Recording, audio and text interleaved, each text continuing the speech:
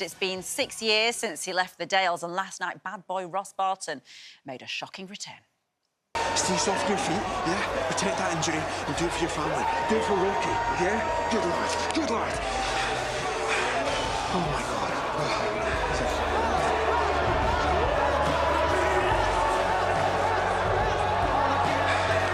Another guy. What about him? It's Ross Barton.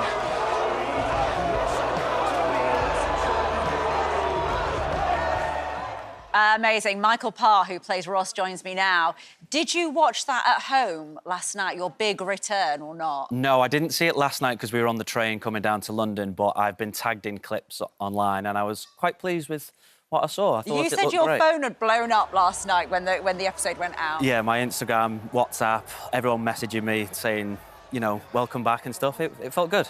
It felt good. Now, listen, are you set to cause trouble? I suppose the answer is obvious. Yeah, chaos. Pure chaos, yeah. It's been good fun. Ross is such a fun character to play because he just knows where to poke people and he's a bit of a menace and, yeah, he can adapt to other people's storylines. You can put him into many other people's... Yes, he's got his fingers in lots of pies. He does. Hasn't he? He does. And we see your son in the episode, don't we? Could Ross be back for Charity?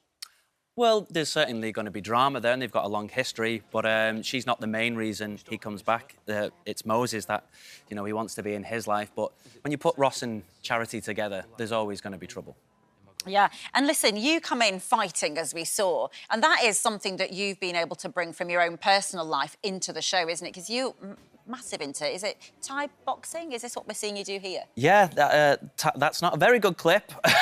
Look, better ones, please. But yeah, it is my favourite sport. I've been doing it for quite a long time. I'm not really into like team sports. I prefer like the one-on-one, like tennis or martial arts. But Muay Thai and training at the Bad Company gym in Leeds, which is really close to the studios, it's perfect for me.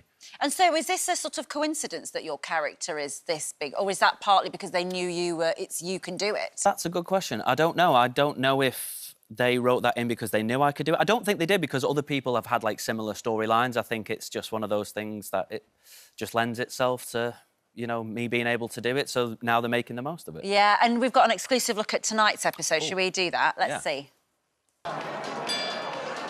You're leaving here in a body bag. Right, no kicks, elbows, grappling and no biting. Any of that and you're out. Let's go. What took you so long? Is that Ross? Now, knuckles up. Fight! Can't do that. This is going to turn into a bloodbath. How do we stop it?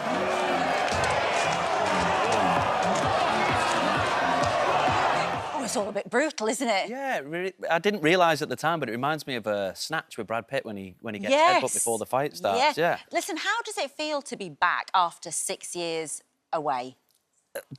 I mean, the first word that comes to my mind is I'm just grateful. Yeah. You know, to be working the acting industry with the writers' strikes. It never really bounced back after COVID. It was just, you know, getting going again. And there's a lot of actors out of work, so I just feel grateful to have a job at the minute, to be honest. Yeah. But Emmerdale is such a fun place to work because everybody's really nice. And are you different now as a person to the one who started in Emmerdale in your 20s? Is it different coming back? Are you, in your life, a different sort of person? Oh, yeah. Like, when I first got the job, it was all about, like, being in the nightclubs, and now it's much more about bedtime teas and getting an early night. I'm not the same person at all. Because you've just grown up, I suppose, in that time outside of the show. Yeah, well, it was 11 years ago, you know, like your mid-20s. Like, now as I approach 40, you know, it would be really sad if I was trying to be in the club, in my opinion. Anyway, not that there's anything wrong with the people who still want to do it, but I've got all that out of my system now. And how is it now, I mean, with sort of social media and things like that? Because I suppose, you know, as you say, your phone was blowing up and stuff. Do you feel sort of that you want to immerse yourself back in that world again of being in social media and all of that sort of thing? Or are you a bit more sceptical about it? It's a really hard relationship to navigate. I wanna be involved because, one, I think it's beneficial to my career to have a social media presence. I don't want to ignore the fans of the show that have helped, you know, boost my profile, and, you know, and I never get anything negative online. It's very rare that I do, so I don't want to ignore people. But then also the negative aspect is that I find myself being addicted to it, and I'm constantly searching for my phone and looking for validation from people that I don't really know. So it's a really hard relationship to navigate. And I think it has its positives, but for me, it has its equal negatives. So it's a hard one to negotiate that I haven't quite figured out how to do yet. Yeah, and one of the positives, of course, perhaps, is that you've been called a heartthrob and a soap hunk. Yeah. Didn't you win an award for that? I did win an award for that, sponsored by Iceland in 2013.